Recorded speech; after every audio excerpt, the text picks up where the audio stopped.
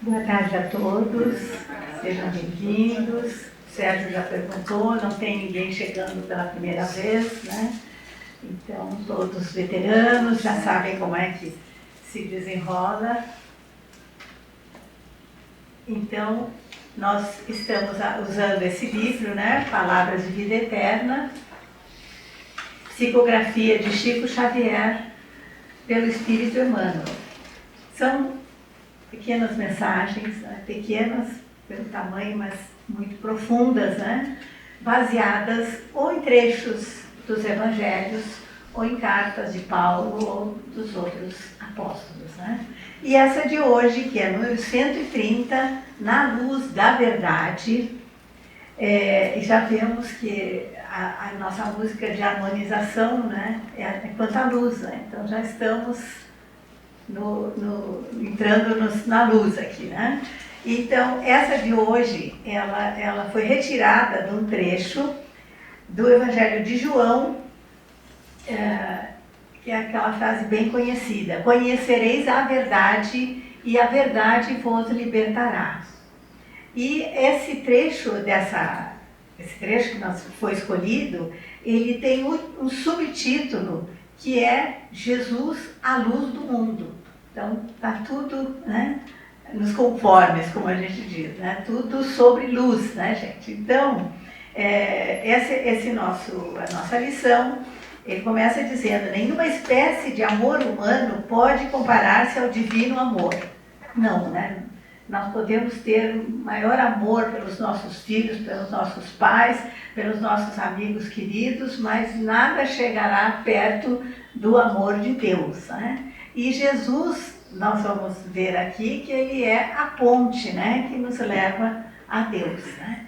Então, esse trecho que ele nos mostra bem que é uma questão de conhecereis a verdade, ele está nos dando um recado que nós precisamos nos esclarecer, né? Nós precisamos estudar. É interessante que o Espiritismo ele tem muito esse aspecto, né, de estudo, né?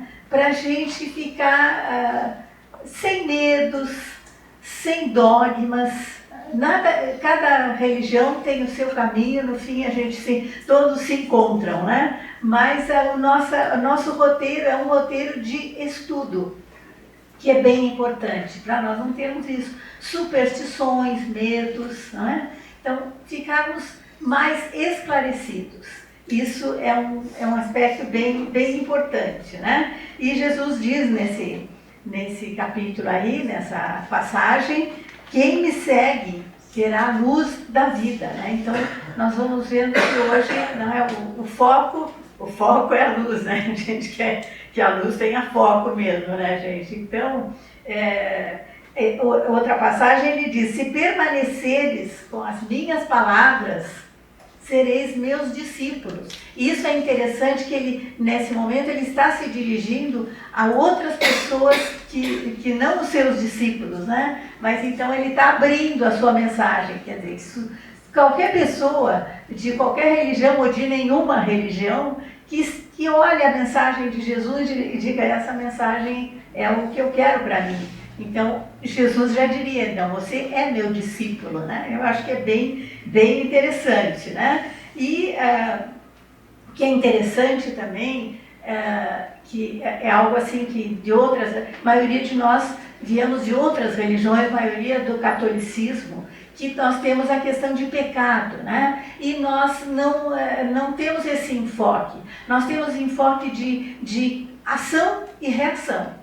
Tudo tem consequências, né? Então, é uma questão assim de mais até responsabilidade, não é? Então, ele fala muito aqui que o espírito, o nosso mentor, ele respeita o nosso livre-arbítrio, que é outro ponto importantíssimo, não é? Do espiritismo. O que significa o livre-arbítrio? Nós fomos criados com esse livre-arbítrio, que vai aumentando à medida que o espírito evolui.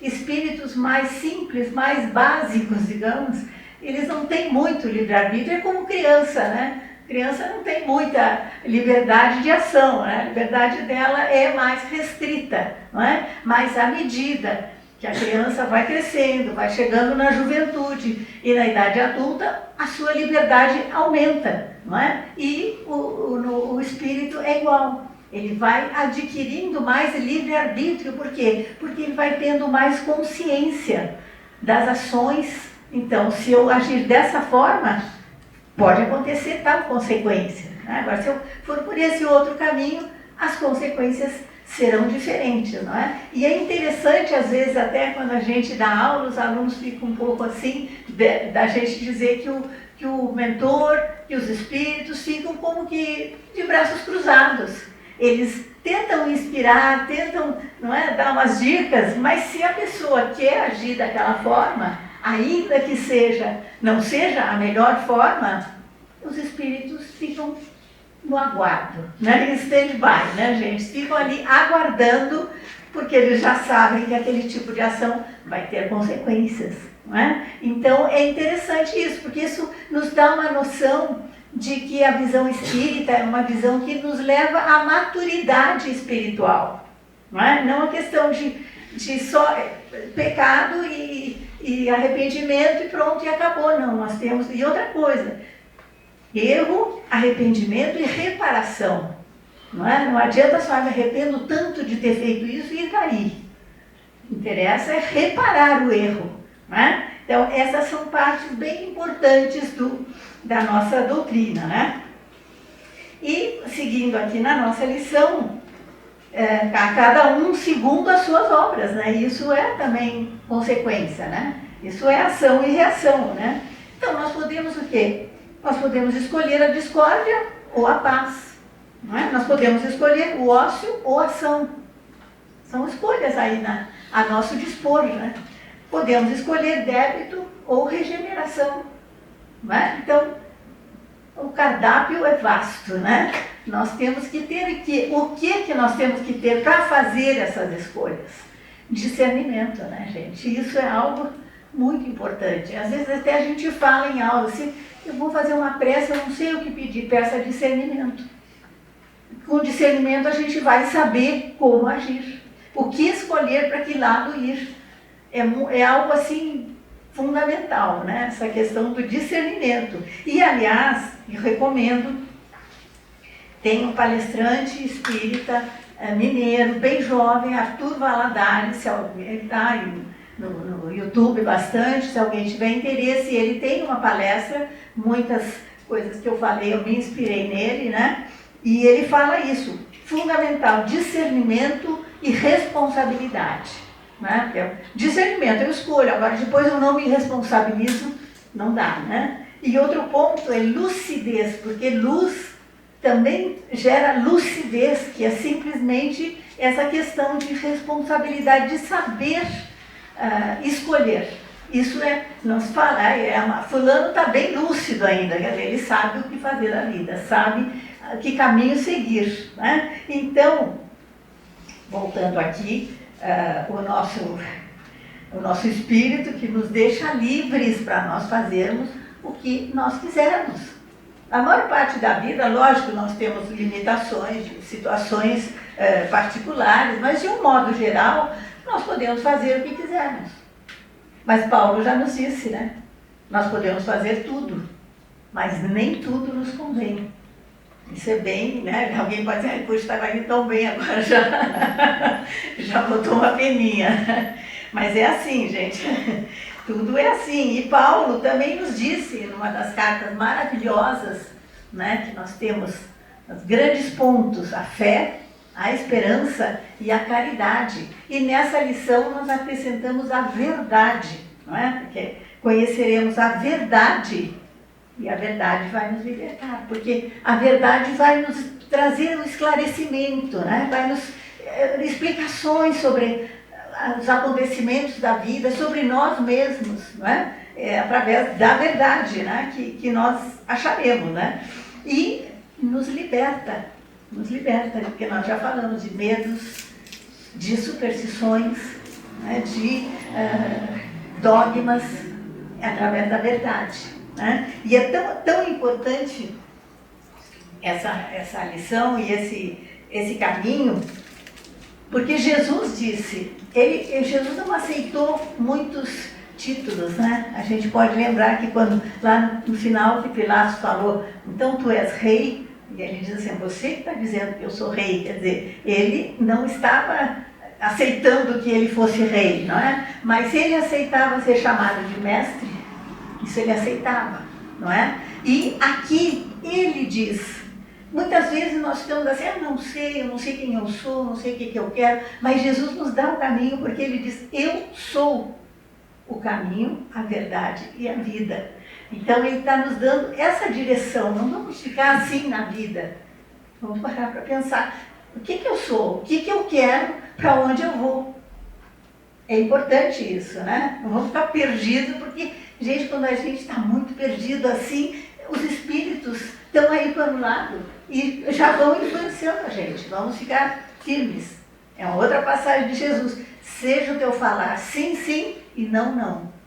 Não é para a gente andar brigando com todo mundo, mas firme. Eu sei que o meu caminho é aqui, então eu vou ficar firme aqui. Então, já estamos acabando, né? E Jesus, então, caminho, verdade e vida. E ele podia dizer isso, porque ele é o espírito mais puro que já esteve aqui na Terra. Isso está lá no Pergunta 625 do Livro dos Espíritos, né? Quem é o espírito mais puro? Os espíritos responderam. Então vamos, né, ficar perto de Jesus, não é? Esse caminho que ele nos dá. E voltando àquele subtítulo que estava lá, Jesus, a luz do mundo. É outra passagem que eu acho maravilhosa. E tem um quadro que foi do pintor William Hunt, que se chama Jesus, a luz do mundo. Esse quadro só o quadro é uma palestra. O quadro tem uma porta e Jesus está fazendo menção de entrar e na outra mão ele tem uma lamparina, porque ele é a luz, não é? Mas a porta não tem maçaneta. E aí as pessoas criticaram, disseram que o quadro estava incompleto porque não tinha maçaneta. O pintor disse, não, o quadro é perfeito, porque essa porta é o nosso coração, que só se abre de dentro para fora, para deixar entrar a luz de Jesus. Vamos abrir o nosso coração. Muito obrigada.